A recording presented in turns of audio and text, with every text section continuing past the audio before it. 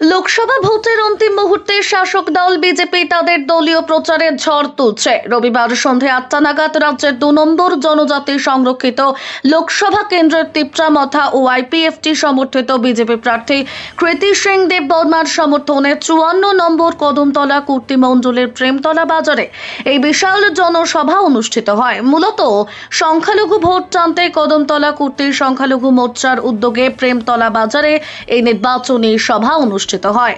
এদিনের সভায় প্রধান বক্তা হিসেবে উপস্থিত ছিলেন প্রদেশ সংখ্যালঘু মোর্চার সভাপতি বিল্লাল মিয়া। তিনি ওনার দীর্ঘ 8 ঘন্টার ভাষণে কংগ্রেস সিপিআইএম কে তুলোধনা করেন। দীর্ঘ বাম শাসনে হাজার হাজার কংগ্রেস কর্মী খুন ও একইভাবে জোট রাজত্বেও অনেক সিপিআইএম নেতা কর্মী খুনের পরিসংখ্যান তুলে ধরেন তিনি। তাছাড়া এই দুই রাজনৈতিক দলের মিতালিকে অশুভ জোট হিসেবে আখ্যা দিয়েছেন তিনি। তাছাড়াও নাম না করে বিল্লাল মিয়া বীরজিৎ সিনহাকে এই অশুভ জোট ছেড়ে বিজেপিতে আসার অনুরোধ করেন, নইলে 2028 বিধানসভা নির্বাচনে বীরজিৎ বাবুর জামানত জব্দ করবে বিজেপি।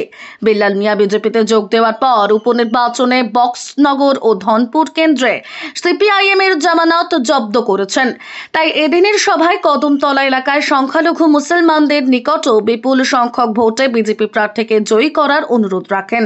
তাছাড়াও তিনি সুদীপ রায় বর্মন ও ওনার পিতা সমীর বর্মনকে সিপিআইএম প্রেমী রাজনীতিবিদ হিসেবেও আখ্যা দেন। বলেন, এদের জন্যই সিপিআইএম 35 বছর শাসন করেছে ত্রিপুরায়, তাই নীতি আদর্শহীন রাজনীতি না করে বিজেপিতে যোগ দিতে যেমন রাজ্যের অনেক নেতাদের অনুরোধ করেন, তেমনি কদমতলা এলাকার কংগ্রেস নেতৃত্ব গিয়াসউদ্দিন চৌধুরী ও ইজ্জত আলীকে বিজেপিতে আসার আহ্বান জানান। এদিকে বিল্লাল মিয়া ছাড়াও সংখ্যালঘু মোর্চার জেলা সভাপতি হানিফ উদ্দিন চৌধুরী, জেলা সভাপতি কাজল দাস, মন্ডল সংখ্যালঘু মোর্চার সভাপতি সুহেল আহমেদ প্রমুখরা উপস্থিত ছিলেন। সর্বশেষে 3 পরিবারের প্রায় 20 জন ভোটার সিপিআইএম দল ত্যাগ করে বিজেপিতে যোগ দেয়। চুড়াইবাড়ি প্রতিনিধির রিপোর্ট, নিউজ অবিকল।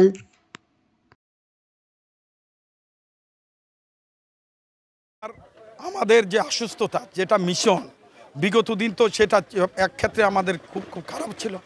আজকের দিনে আমাদের 799টা বুথ সেন্টারেই আমাদের অধিক ভোটে জিতব, শুধু তা নয়, কিছু কিছু বুথ সেন্টার আছে যেখানে জিরো টলারেট ভোট হবে। কিছু কিছু বুথ সেন্টার আছে এমএলএর বাড়ি রয়েছে, ও এমএলএ নিজের ভোটটা তো বিজেপিকে দেবে না, সিপিএমকেই দেওয়ার চেষ্টা করবে। তবে এটাও আমি বলবো, উনি যে এমএলএ হয়েছে, ওনার সাথে যারা ভোট দিয়েছিল সিপিএম, যারা ওনার জোটকে দিয়েছিল, যারা কংগ্রেস হয়ে দিয়েছিল, এই নির্বাচনে ওনারা পাবে না, ভবিষ্যতেও পাবে না। সিপিএম নামটাই ত্রিপুরা রাজ্যে থাকবে না, কংগ্রেস শেষ হয়ে যাবে। আবার আর একটা শক্তি ত্রিপুরা রাজ্যে আসবে, সেটা এই 2 দল হবে না, 2 দল বিশ্বাসঘাতক। বিরোধীরা তো বলেছে, বিরোধীদার কারণেই তো বিরোধীরা যেটা বলছে, ওনাদের যদি এজেন্ট না থাকে, আমরা এজেন্টটা কি আমাদের পার্টি থেকে দেব? আমাদের পার্টি থেকে এজেন্ট দেব? ওনাদের এজেন্ট যদি তৈরি করে বলতো যে সোনামুড়াতে বিল্লাল ভাই আপনি একটু আমার এজেন্ট ঢুকতে পারে না, এটার জন্য মদত করেন, করতাম। ওনাদের এজেন্টে নেই, ওনাদের লোকে নেই, ভোট দেওয়ার লোক নেই, আমরা কি করব? সেটা তো হতে পারে না। আমি ভারতীয় জনতা পার্টি করি, আমি কংগ্রেসকে এজেন্ট দেব? আমি ভারতীয় জনতা পার্টির কার্যকর্তা, আমি সিপিএমকে এজেন্ট দেব?